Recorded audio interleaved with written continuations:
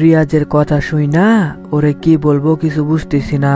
ও কি বলতিছে এসব? আমি ওরে বলি, তুই কি বলতেছিস এইগুলা? তোর মাথা ঠিক আছে তো? ও বলে, আমি ঠিকই বলতেছি, তুই মিমরে বিয়া কইরা নে।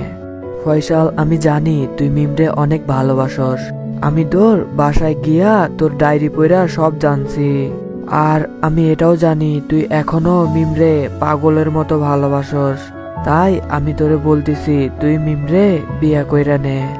আমি রিয়াজের এই কথা শুই না ওরে বলি, আরে মিম তো তোর বিয়ে করাবো, তুই তো মিমকে অনেক ভালোবাসস।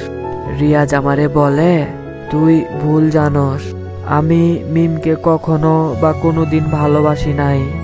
আমি শুধু ওর সাথে ভালোবাসা নাটক করছি। আর ওরে যে বিয়েটা করছি ওইটাও বাজি জেতার জন্য।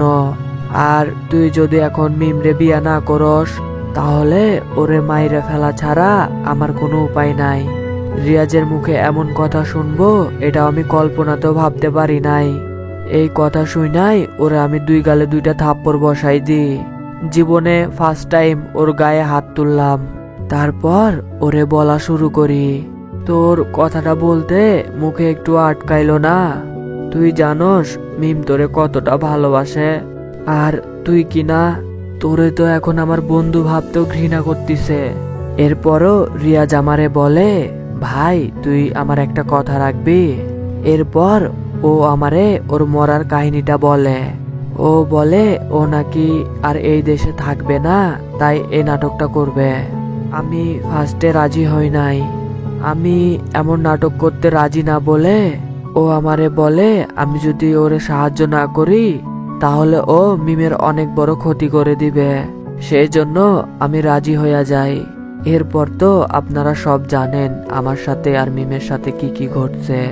এখন বাস্তবে ফেরা যাক। মিম কাঁদতে কাঁদতে বিছানায় ঘুমাই পড়ছে। আমি বেলকনি থেকে গিয়ে ওর পাশে শুয়ে পড়লাম। মেয়েটা কান্না করতে করতে চোখের নিচে দাগ ফেলাই দিছে। কিন্তু আসার সময় রিয়াজ কান্না করতেছিল কেন? আজকে যে আমি রিয়াজের চোখে মিমকে হারানোর ভয় দেখছি। রিয়াজ কি আসলে মিমের সাথে ভালোবাসা নাটক করছে, নাকি এর পেছনে অন্য কোনো রহস্য আছে? আমারে যেই করে হোক এটা জানতে হবে। আমি রিয়াজের চোখে স্পষ্ট দেখছি ও এখনো মিমরে অনেক ভালোবাসে। আমি আগেই বুঝেছিলাম এর পেছনে একটা বড় রহস্য আছে, কিন্তু আমি রিয়াজের কোনো যোগাযোগ পাই নাই। আজ আমরা এক দেশে, যে করে হোক আমি এর রহস্য খুঁজে বের করবই। এসব ভাবতে ভাবতে ঘুমাই পড়ি। সকালে সূর্যের আলোয় ঘুমটা ভাঙে। ঘুম থেকে উঠে দেখি মিম আমার পাশে নাই। তাই মিমকে খুঁজতে আমি বেলকনিতে যাই। দেখি মিম রেলিংয়ে হাত দিয়া কি যেন দেখতিছে। আমি তার পাশে গিয়া তার হাতের উপর হাতটা রাইখা বলি, তোমার মনটা অনেক খারাপ তাই না? মিম চুপ করে আছে, কিছু বলতেছে না। তাই আমি ওরে বলি, বউ আমার অনেক খিদা লাগছে, কিছু খাইতে দিবা? ও বলে, তুমি খাবার টেবিলে বসো, আমি এক্ষুনি তোমার জন্য খাবার নিয়ে আসছি। কিছু সময় পর মিম খাবার রেডি করে আমি আর মিম খাওয়া শুরু করি। খাইতে খাইতে আমি ওরে বলি, মিম তুমি কি এখনো রিয়াজরে ভালোবাসো? মিম বলে, ভালোবাসতাম, তবে এখন আর বাসি না। আমি ওরে বলি, কেন বাসো না? যে আমার ভালোবাসাকে বাজিতে লাগায় তাকে ভালোবাসার প্রশ্নই আসে না। এইটা শুই না আমি আবার ওরে বলি, যদি কখনো জানতে পারো রিয়াজ এসব মিথ্যা বলতিছে, তখন তুমি কি করবা? মিমকে আমি এমন কিছু বলবো হয়তো মিম এটা আশা করে নাই। মিম চুপ করে আছে, কিছু বলতেছে না। আমি জানি ও কেন চুপ করে আছে। মিম এখনো রিয়াজকে অনেক বেশি ভালোবাসে। মিমের মন অনেকটাই খারাপ। ও রিয়াজের সাথে দেখা হওয়ার পর অনেকটাই ভেঙে পড়ছে।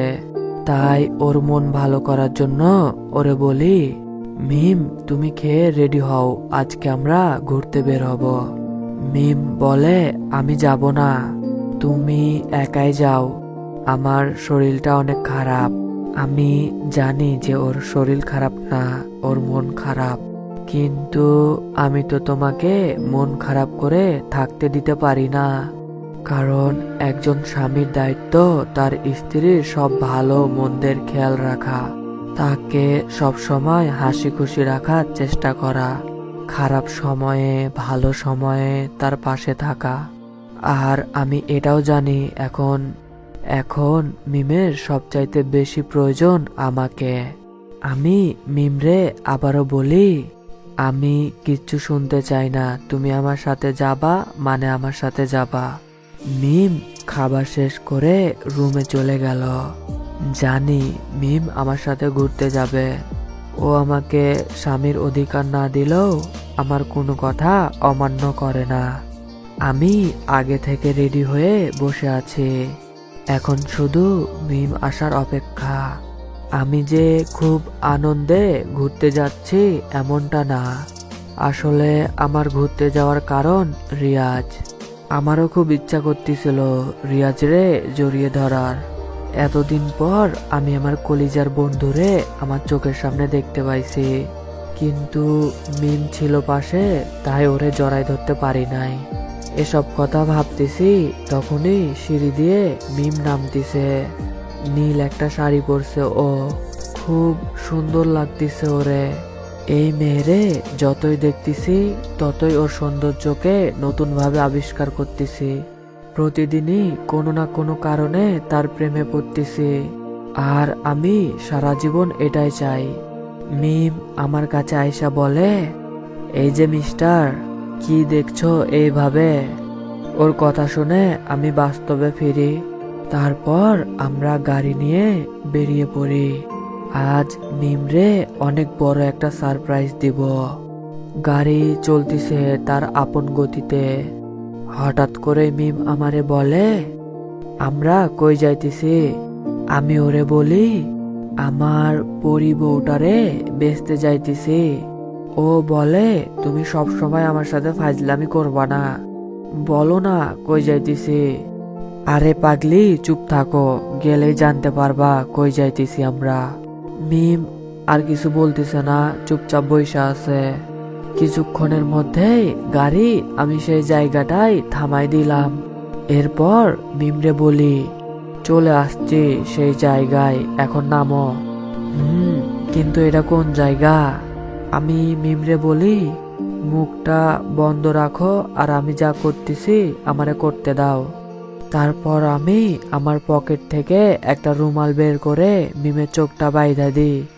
ও বলে, এই তুমি আমার চোখ বাদ দিছো কেন? আমি ওরে হালকা ঝাড়ি দিয়া বলি, এই তোমারে চুপ থাকতে বললাম না? ও করুণ সুরে আমাকে বলে, আমার কিন্তু অনেক ভয় করতেছে ফয়সাল। আমি আবার ওরে আরো ভয় পাওয়ানোর জন্য বলি, মিম জানো, তোমার এখন রাক্ষসের হাতে তুইলা দিব। মিম বলে, আমি কিন্তু এখন কান্না করে ওর পুরা কথা শেষ করার আগেই আমি ওরে কোলে তুইলা নি। ও বলে, ওই হারামি, তুমি আমাকে কোলে নিলা কেন? নামাও বলছি, নামাও আমাকে। আমি ওরে বলি, এখন তোমাকে কোল থেকে নামাইলে তুমি লাশের ওপরে পড়বা। ও বলে, না না থাক, আমাকে নামাইতে হইব না। না না, তোমাকে নামাই দি।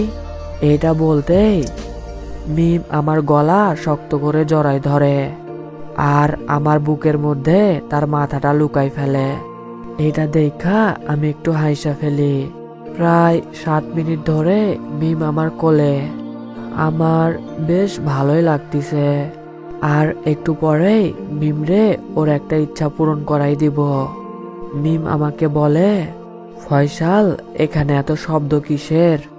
আমি দুষ্টুমি করে বলি, শকুনের পাখার ঝাপটানি শব্দ এগুলা। ও বলে, এইখানে শকুন আসবে কোথা থেকে? আরে ওই যে মরা মানুষগুলো আছে না, ওইগুলার মাংস ছিঁড়ে ছিঁড়ে খাইতে আসছে।